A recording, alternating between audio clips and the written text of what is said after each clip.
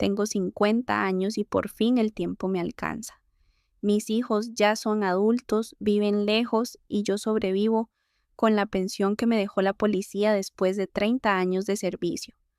Ahora, frente al televisor encendido en las tardes, puedo mirar hacia atrás y permitirme algo que nunca me fue concedido en mi juventud: analizar, ponerle nombre a lo que pasó, llamar las cosas por lo que son, porque durante décadas no fui más que un uniforme, una orden, un silencio.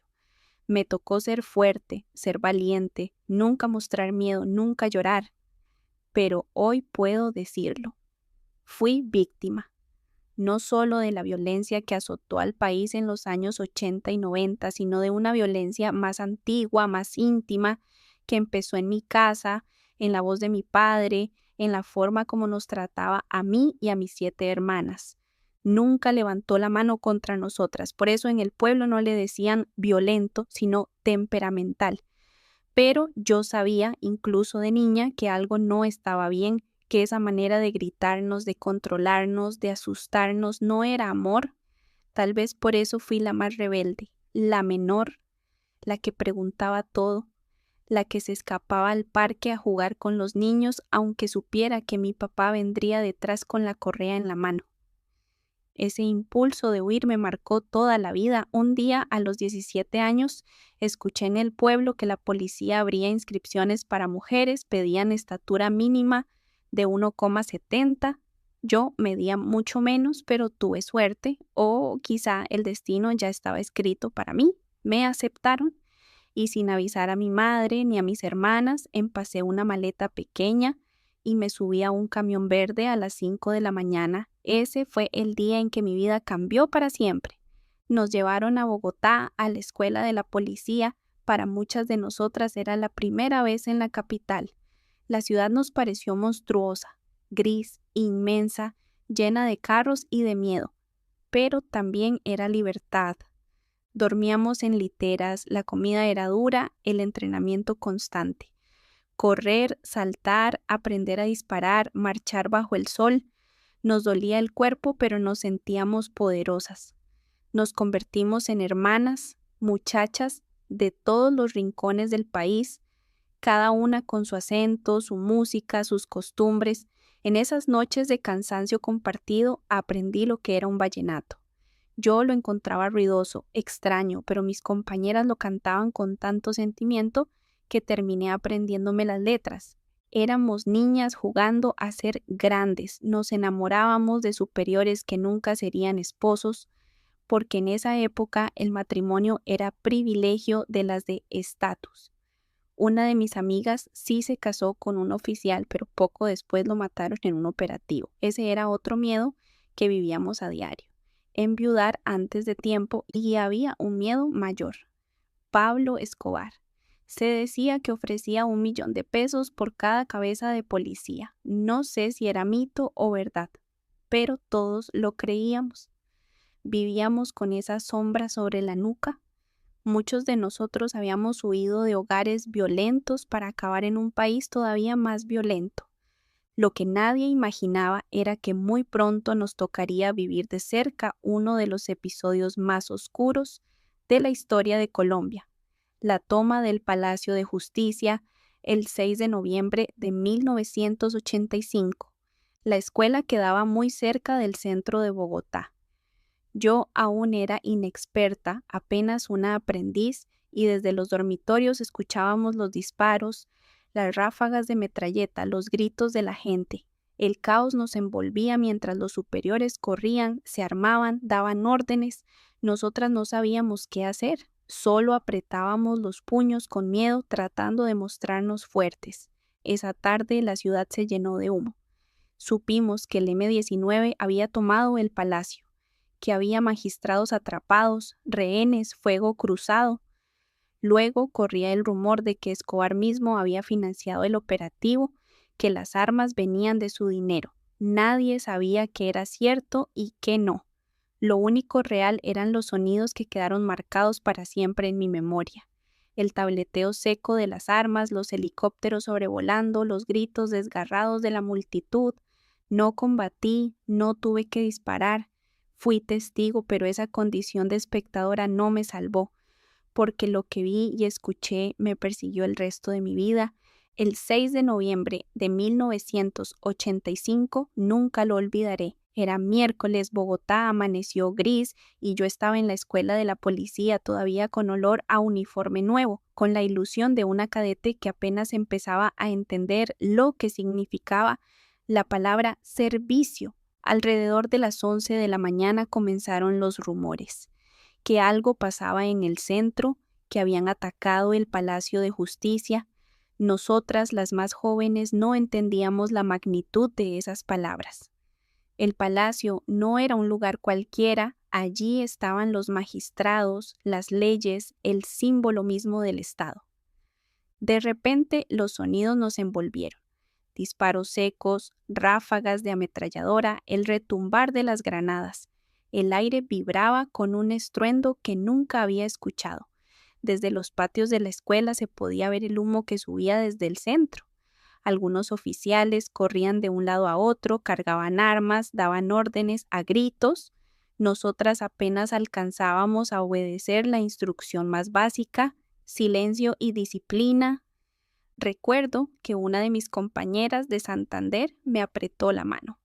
Tenía los ojos muy abiertos, casi al borde del llanto. ¿Qué pasa?, me susurró. No sé, le respondí, pero no puede ser nada bueno. El palacio fue tomado por el M-19, un grupo guerrillero que buscaba hacer temblar al país entero. Decían que querían un juicio político al presidente, que era un acto simbólico, pero lo que vimos y escuchamos no era símbolo, era guerra. Más de 30 horas de fuego cruzado, de rehenes atrapados, de llamas devorando los pasillos. Nosotras, las cadetes, no entramos, no éramos parte del operativo, pero fuimos testigos. Y ser testigo también es una forma de quedar marcada. Lo que más recuerdo no es el ruido, sino el miedo en el rostro de mis superiores. Hombres curtidos, con años de servicio, con medallas en el pecho, que sin embargo caminaban de un lado a otro como si no supieran qué hacer. Eso me enseñó que la guerra no respeta experiencia. Cuando la violencia arrasa, todos somos aprendices. La noche del 6 fue interminable. Desde la escuela podíamos ver el resplandor del fuego. Bogotá entera estaba paralizada. La radio transmitía reportes confusos: muertos, desaparecidos, supuestas negociaciones. Y entre los rumores, una frase repetida en voz baja: dicen que Escobar está detrás de esto. No sé si fue cierto, nunca lo sabré, pero en esa época todo lo que sonara a violencia llevaba su nombre. Pablo Escobar era la sombra omnipresente. Se decía que financiaba guerrilleros, que sobornaba jueces, que ponía precio a la cabeza de cada policía. Yo tenía 17 años y ya vivía con la certeza de que había un hombre que podía decidir quién moría y quién vivía. Al día siguiente, cuando finalmente cesaron los disparos, la ciudad amaneció en silencio. Pero no era un silencio de paz, sino de luto. El palacio quedó en ruinas, muchos magistrados murieron, decenas de personas desaparecieron, la confusión era total. Nosotras, las cadetes, seguimos la rutina como si nada hubiera pasado.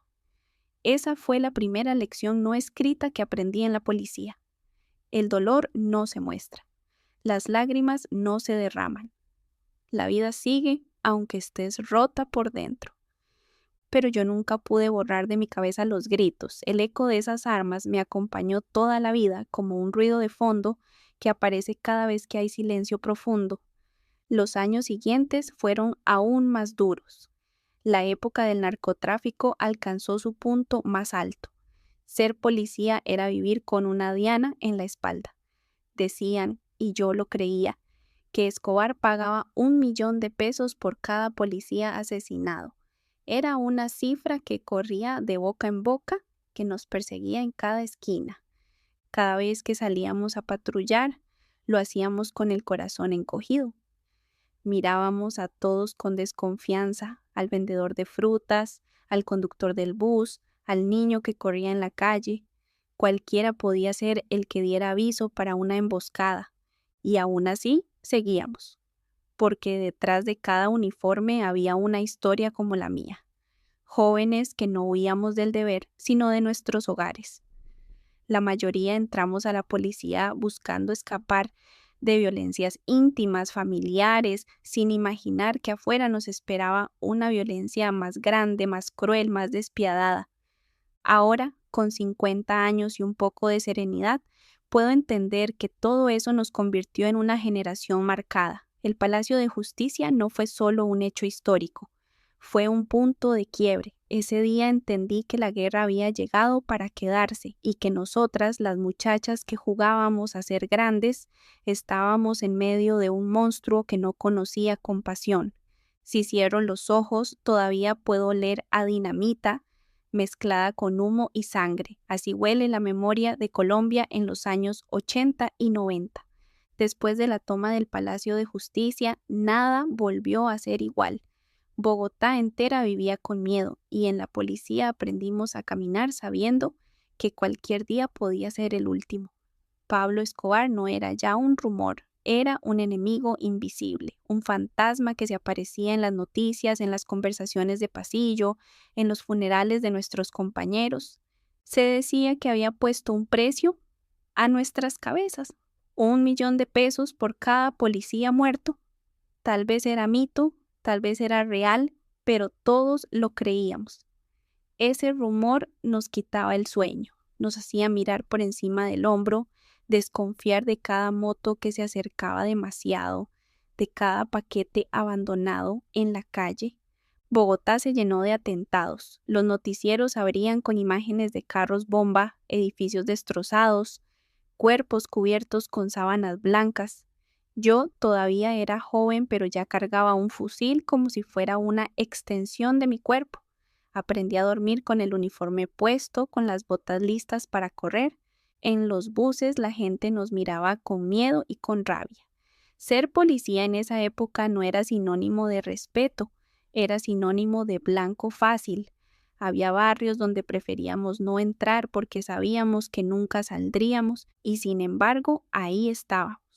Jóvenes de 18, 19, 20 años enfrentando una guerra que no habíamos elegido. En medio de ese caos también vivíamos como podíamos. Nos enamorábamos, nos equivocábamos, soñábamos con cosas pequeñas, una casa propia, un hijo sano, un baile de fin de semana. Yo tuve un romance con un coronel, pero pronto entendí que nunca sería su esposa. En esa época había jerarquías invisibles que pesaban más que las balas. Ellos podían divertirse con nosotras, hacernos sentir especiales, pero cuando se trataba de matrimonio buscaban mujeres de otra clase social, con apellidos reconocidos. Yo era hija de un campesino pobre, la menor de 8 hermanas, sin más fortuna que mi uniforme. Una de mis mejores amigas sí se casó con un oficial. La vimos feliz por un tiempo, radiante en su vestido blanco. Pero meses después, él murió en un operativo. Nunca olvidaré su rostro en el funeral. Una muchacha de 22 años, con un bebé en brazos, y el futuro convertido en viudez. Ese era el otro miedo que nos perseguía. Amar para perder. La violencia no era solo hacia afuera, también se metía en nuestras casas. Yo me casé con un policía, un hombre bueno al inicio, pero con los años la guerra nos rompió. Vivíamos tensos, siempre al borde, con la rabia en la garganta. Teníamos 2 hijos y aunque nunca los golpeamos, ellos crecieron viendo el desamor, la indiferencia, las discusiones constantes. Hoy, con el corazón en la mano, reconozco que ellos también fueron víctimas del mismo conflicto, no con balas, sino con silencios. Los años 90 fueron un carrusel de miedo. Escobar seguía vivo y más fuerte que nunca. La policía era su principal enemigo. Cada semana enterrábamos compañeros. Recuerdo uno en particular, un muchacho de mi curso, alegre, vallenatero, que soñaba con ser detective. Lo emboscaron en una esquina, 3 motos lo acorralaron y ahí terminó su historia. Yo nunca pude olvidar la carcajada que él tenía en la escuela. A veces la escucho todavía como un eco que me visita en la madrugada. También recuerdo los atentados grandes. El del DAS en 1989, con más de 50 muertos. El del avión de Avianca, las bombas en centros comerciales. Bogotá era un campo de guerra disfrazado de ciudad. Para nosotras, las mujeres policías, el reto era doble. Éramos pocas y teníamos que demostrar que éramos tan valientes como los hombres, que no nos temblaba la mano, que podíamos estar en primera línea, pero al mismo tiempo lidiábamos con el machismo de dentro, con superiores que no nos tomaban en serio, con rumores de romances inventados, con la necesidad de sonreír para sobrevivir. Hubo días en los que pensé en renunciar, hubo noches en que quise hacer maletas e irme del país, como tantos lo hicieron, pero siempre había algo que me detenía, mis hijos, mi madre, mis hermanas, y también una especie de terquedad, la idea de que si yo había sobrevivido al Palacio de Justicia, podía sobrevivir a cualquier cosa. Pero sobrevivir no es lo mismo que vivir, y eso lo entendí mucho después. Hoy, con medio siglo a cuestas, sé que la década oscura del narcotráfico no solo acabó con vidas, sino con sueños, con matrimonios, con la confianza de un país entero. Nosotros, los que seguimos en pie, cargamos con un trauma silencioso, aprendimos a vivir desconfiando, con miedo a la alegría, esperando siempre el golpe que nos devuelva al suelo. Cuando miro hacia atrás, me parece increíble haber pasado 30 años en la policía. 30 años con el uniforme como segunda piel, con el arma al cinto, con la disciplina tatuada en los gestos. 30 años que me dieron un techo, una pensión, un respeto relativo, pero también 3 décadas de miedo, de cansancio y de heridas invisibles. Después de la muerte de Escobar en 1993, el país respiró un poco, pero nunca llegó la paz. Los carteles se fragmentaron, aparecieron las guerras entre bandas, crecieron las guerrillas y luego los paramilitares. Cada vez que parecía que una época oscura terminaba, otra más compleja comenzaba. Era como vivir en una casa con goteras. Tapabas una y enseguida se abría otra. Mi vida como policía se volvió rutina. Turnos interminables, noches en vela, traslados a distintas ciudades, la comida de rancho, el olor a sudor mezclado con cuero, las botas siempre gastadas. Aprendí a vivir de guardia, con el corazón en alerta, incluso cuando estaba en mi propia casa. El uniforme me dio disciplina, pero me quitó ternura. Lo entendí cuando mis hijos empezaron a crecer. Yo los crié con amor, sí, pero también con la dureza que la policía me había enseñado. Sin llorar, con fuerza, no se quejen. Creía que les estaba dando fortaleza, pero con los años comprendí que también les transmitía mi propio miedo, esa desconfianza que nunca me abandonó. Mi matrimonio no sobrevivió a esa vida, la guerra de afuera se coló en nuestra casa y poco a poco dejamos de hablarnos, el silencio se volvió costumbre. Mis hijos, aunque siempre los cuidé, también fueron víctimas de esa frialdad, de ese desamor que se reproduce como una herencia invisible. Hoy, cuando los veo vivir en otros países, entiendo que ellos buscaron lo mismo que yo a los 17 años. Huir. En el trabajo, la vida seguía. Vi a compañeras ascender, otras caer en emboscadas, otras perderse en la corrupción. A veces pensaba que el uniforme era como una coraza que se iba oxidando con los años. Te protegía de las balas, pero te corroía por dentro. Recuerdo mis primeros ascensos, cada grado significaba orgullo, pero también más responsabilidad, más noches sin dormir, más decisiones que podían costar vidas. A veces me preguntaba, ¿cuánto de mi vida he entregado a un país que parece no sanar nunca? La respuesta la encontré en los ojos de la gente, porque también hubo momentos luminosos, cuando escoltábamos caravanas de niños desplazados, cuando ayudábamos a comunidades enteras a salir de la violencia, cuando un ciudadano te agradecía por un gesto mínimo. Esos instantes me recordaban por qué seguía allí y por qué no me rendía. Los años 2000 trajeron otra forma de violencia, secuestros masivos, atentados en carreteras, minas antipersona. Yo ya no era la cadete asustada del Palacio de Justicia, era una oficial con experiencia, pero cada noticia me seguía golpeando como la primera vez. Vi crecer a mis hijos en medio de esa guerra silenciosa. Me dolía que ellos tuvieran que vivir con la misma zozobra que yo había querido dejar atrás al salir de casa a los 17. El ciclo se repetía y yo no sabía cómo romperlo. Hubo un momento clave, el día que decidí retirarme.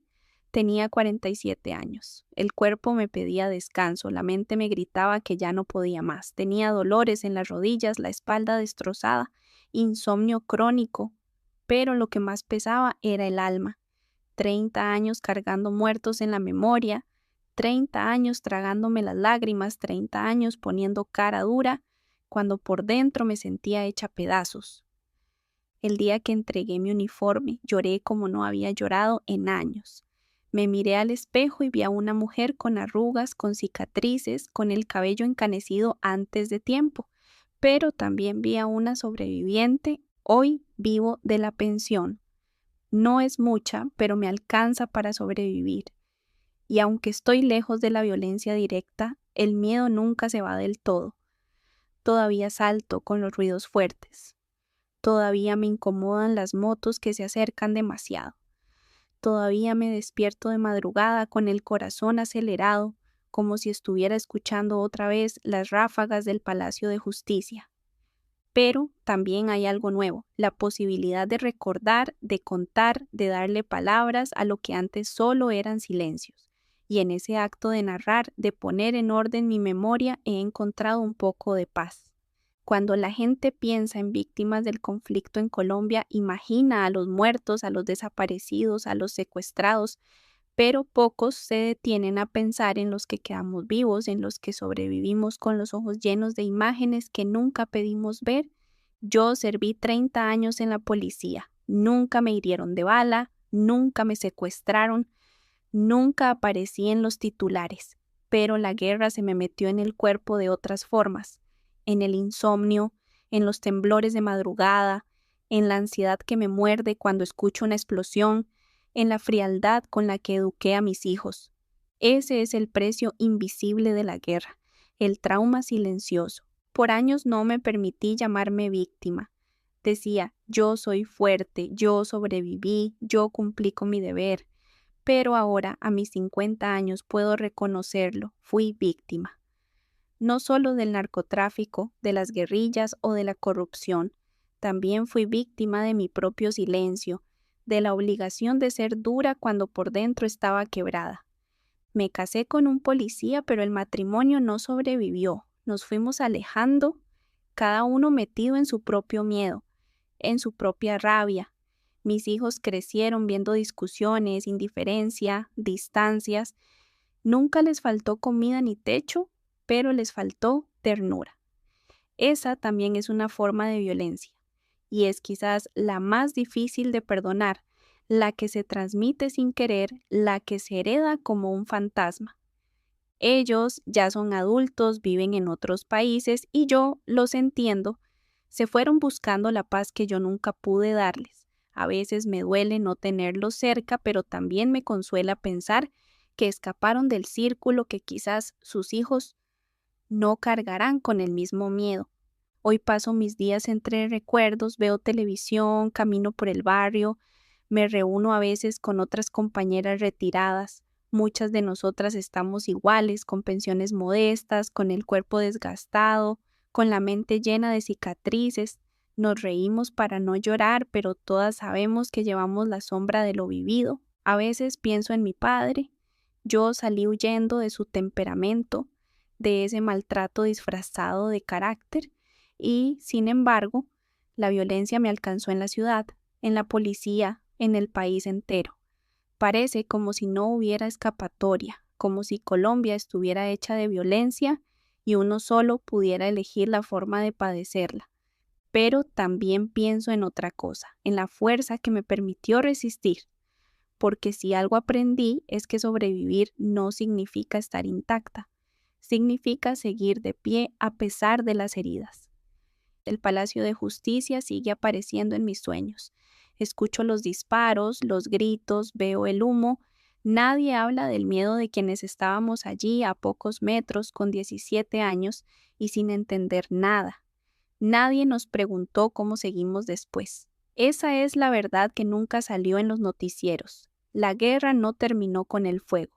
Siguió dentro de nosotros en la memoria, en el carácter, en la forma en que criamos a nuestros hijos. Y sin embargo, sigo creyendo que contar lo vivido es una forma de sanar.